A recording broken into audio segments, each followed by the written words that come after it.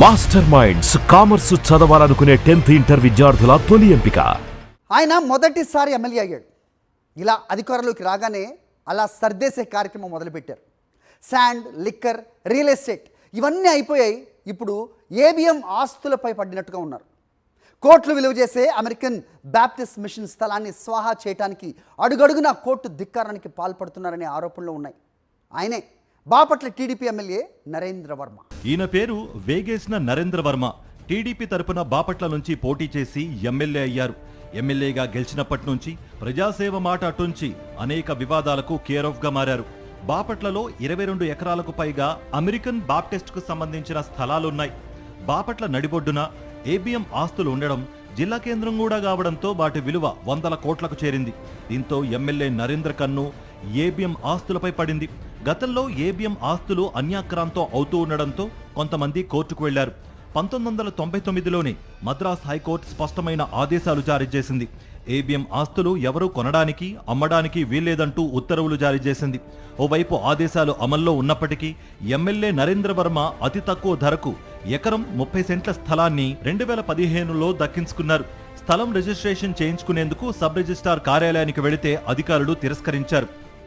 గతంలో మున్సిపాలిటీ వారు, అలాగే ఎంఆర్ఓ గారు, అలాగే కమిషనర్ గారు, అలాగే మైనారిటీకి సంబంధించినటువంటి అధికారులు వీళ్ళందరూ కూడా దీంట్లో అనుమతులు లేవు, ఇక్కడ కట్టడాలు జరగడానికి వీల్లేదని చెప్పేసి మరి అనేకమైనటువంటి ఆర్డర్లు పాస్ చేయడం జరిగింది.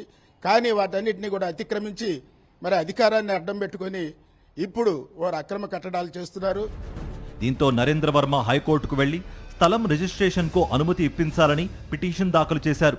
కోర్టు ఎటువంటి వివాదాలు లేకపోతే, ఎవరికీ అభ్యంతరాలు లేకపోతే రిజిస్ట్రేషన్ చేసుకోవచ్చునంటూ ఆదేశాలు జారీ చేసింది. దీంతో అధికారులను మేనేజ్ చేసి తన కొడుకు పేరిట రిజిస్ట్రేషన్ చేయించుకున్నారు ఎమ్మెల్యే. మరుసటి ఏడాది రిజిస్ట్రేషన్పై అభ్యంతరం చెబుతూ ఏబిఎం ప్రతినిధులు కలెక్టర్కు ఫిర్యాదు చేశారు. దీంతో అప్పటి కలెక్టర్ విచారణ చేపట్టాలని జిల్లా మైనారిటీ సంక్షేమ శాఖ అధికారికి ఆదేశాలు జారీ చేశారు. విచారణ చేపట్టిన అధికారులు ఈ స్థలం ఏబిఎంకు చెందిందేనని తేల్చి చెప్పారు.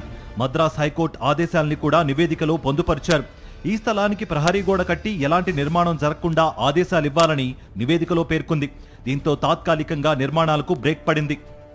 ఆయనకి చాలా ప్రాపర్టీస్ ఉన్నాయి, కోట్ల ఆస్తి ఉంది. ఎక్కడ స్థలాలు కావాలంటే అక్కడ స్థలాలు కొని ఆక్రమించుకొని ఆయన ఉంటున్నారు.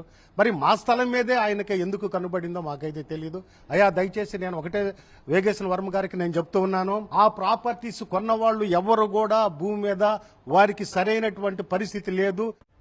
తర్వాత ఇదే స్థలాన్ని బ్యాంకులో తాకట్టు పెట్టి 3 కోట్లు రుణం కూడా తీసుకున్నారు. తాజాగా ఎమ్మెల్యేగా గెలిచిన వెంటనే నరేంద్ర వర్మ తన అధికారాన్ని అడ్డం పెట్టుకుని వివాదాస్పద స్థలంలో నిర్మాణాలు చేపట్టడానికి పావులు కదుపుతున్నారు. ఈ నేపథ్యంలో మద్రాస్ హైకోర్టు ఏబిఎం ఆస్తుల అమ్మకాలపై పూర్తి తీర్పును వెలువరించింది. 2000 నుంచి ఇప్పటి వరకు జరిపిన ఎటువంటి అమ్మకాలు, కొనుగోళ్లు చెల్లవని స్పష్టంగా ఆదేశాలిచ్చింది. అయినా సరే నరేంద్ర వర్మ కోర్టు ఆదేశాలను ధిక్కరిస్తూ ఏబిఎం స్థలంలో మల్టీప్లెక్స్ నిర్మాణానికి ముందుకు వెళుతున్నారు. దాదాపు 50 కోట్ల విలువైన ఏబిఎం ఆస్తిలో ఎటువంటి అనుమతులు లేకుండానే మల్టీప్లెక్స్ నిర్మాణం ప్రారంభించారు.